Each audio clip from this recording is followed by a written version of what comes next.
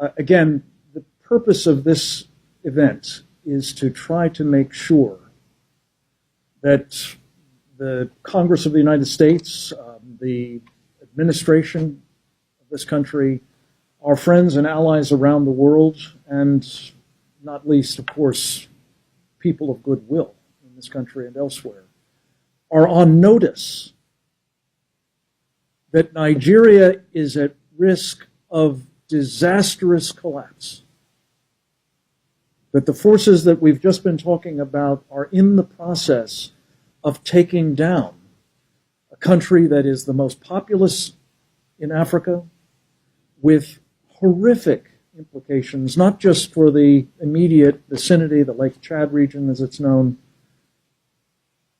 but for that continent and almost certainly others beyond. Congressman Wolf mentioned Bono, talking about a catastrophe that would make what has happened to Europe in the past few years, as a relatively small number of people migrated there with unbelievably chaotic consequences, look like a day at the beach by comparison. We're on notice, and the question is, do we have to wait until this horror is upon us before something is done about it? Or do we take steps now to try to prevent that? And I don't think any of us is saying that this is a panacea, but the appointment of the appropriate individual with the requisite authority. I just wanted to underscore what Congressman Wolf said about having the President of the United States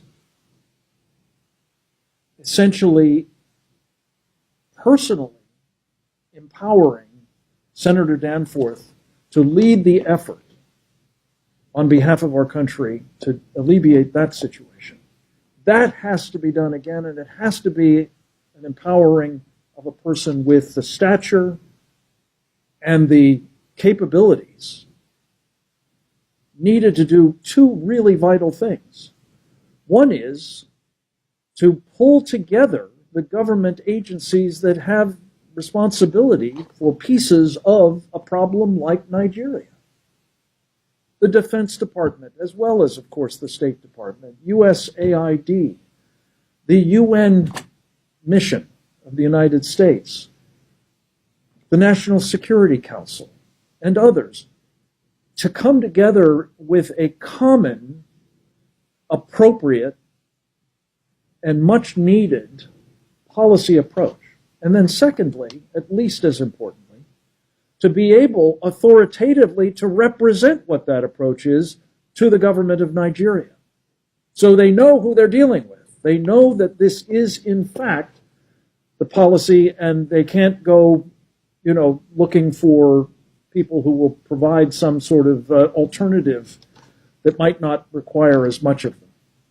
So it's those two vitally important things that have to be done. And on behalf of, again, the Save the Persecuted Christians Coalition and team, I just want to say I think this is a moment of truth, a moment when we will find a difference being made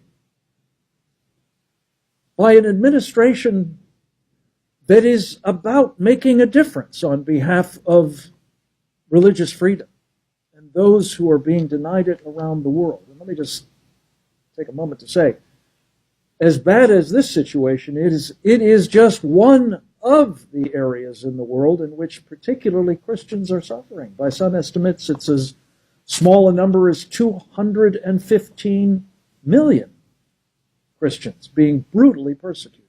By others, it's as high as 500,000. 500 million. This is on our watch. It is unconscionable. It must be challenged, contested, and if possible, stopped.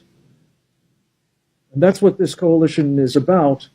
And I pray that we will be able, with the help of people like Congressman Estes and Congressman Wolf, and the Archbishop and our coalition and countless others to see this problem sorted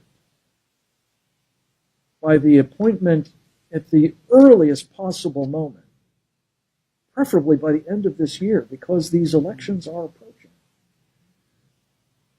of an individual with the requisite authority of the President of the United States and the assignment of making both the U.S. government policy coherent and clear and effective, and communicating that, again, authoritatively to the government of Nigeria, who in the end is ultimately responsible for preventing this catastrophe.